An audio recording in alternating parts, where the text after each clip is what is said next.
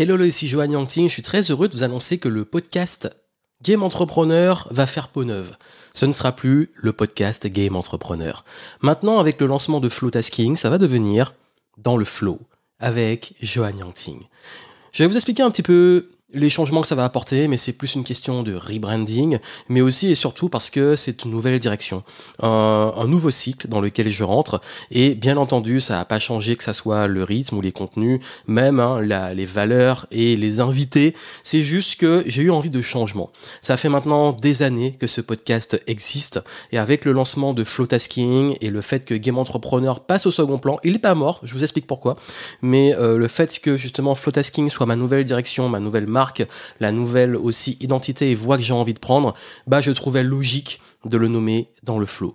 Aussi, comme vous l'avez vu, certaines interviews que j'ai eues cette année, c'est plus dans le flow avec les invités, plus comprendre un petit peu leur psychologie, leur mindset, comment utiliser aussi leur vision et leur technique, parce que c'est important, moi je trouve qu'on a des parcours inspirants de comprendre qu'est-ce qu'il y a derrière. Donc voilà, c'était vraiment aussi pour vous l'annoncer. Par rapport à cette nouvelle direction, donc si vous voyez justement que le nom du podcast et les visuels ont changé, ne soyez pas choqués.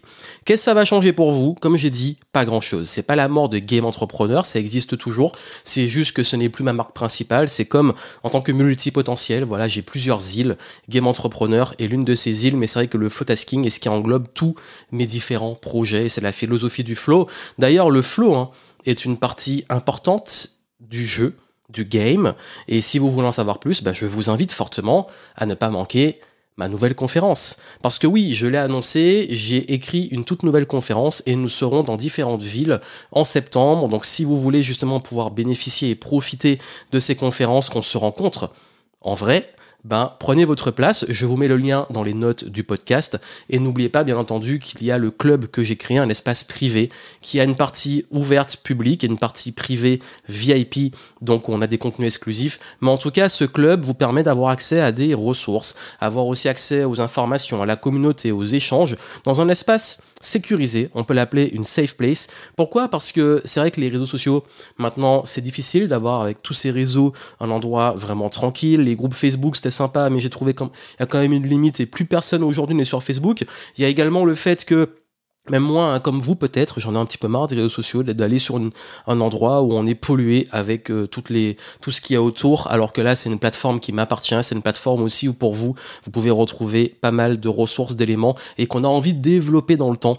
Donc si vous voulez rejoindre le club, flowtasking.club, on sera ravis de vous y retrouver, et ce sera vraiment l'endroit, the place to be maintenant, où il y aura la majorité des informations. Et d'ailleurs, sur le club, j'ai aussi listé les différentes dates d'événements, mais en tout cas, moi je serais très heureux de vous rencontrer à l'occasion d'un de ces événements, et puis aussi et surtout j'espère, et ça me tient à cœur, que vous puissiez, qu'on puisse échanger ensemble dans le club.